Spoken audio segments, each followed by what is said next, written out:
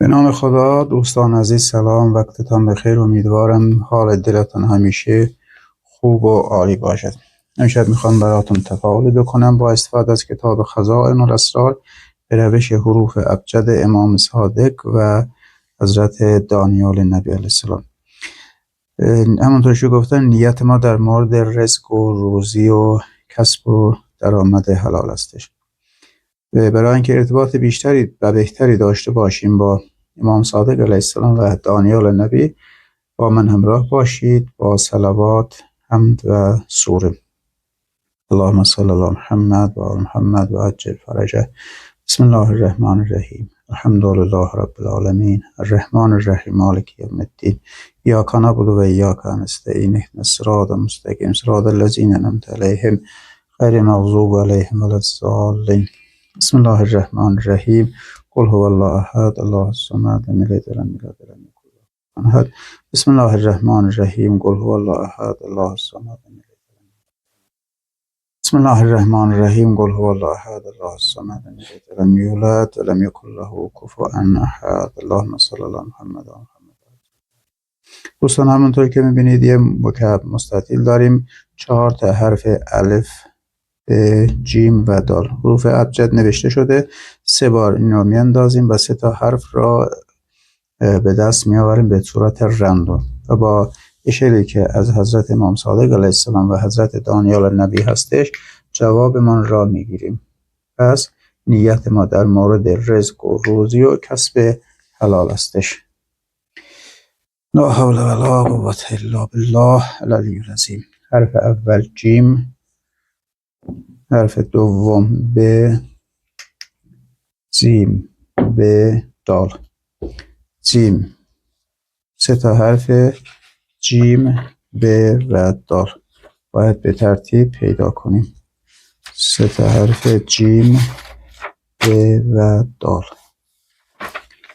حروفی که اومده باید به ترتیب باشد. حرف جیم، ب و دال. خب حرف جیم، ب و دال میگه چو جیم آید و بیدالی حریف غم و غصه است. رفت از دل برون برو شاد باش. غصه است، رفت از دل برون برو شاد باش ای خداوند فال که حریف شده خار زار زبون.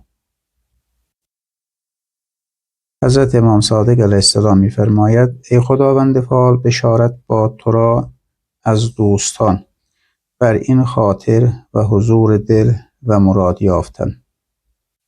میگه هر چه که بقول در مورد نیتی که داریم با حضور دوستان را من اینطور میتونم دریافت بکنم که با حضور دوستان و کمک آنها مراد به دست خواهد آمد.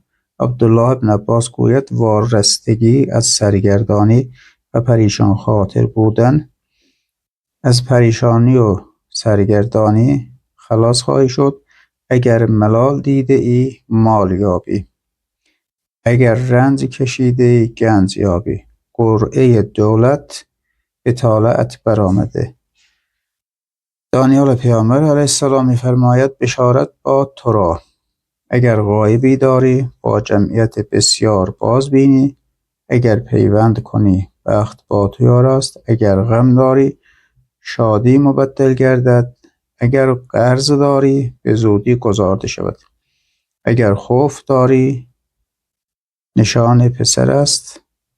لقمان حکیم می‌فرماید طالع این برج فال در برج سنبله و خانه مشتری است.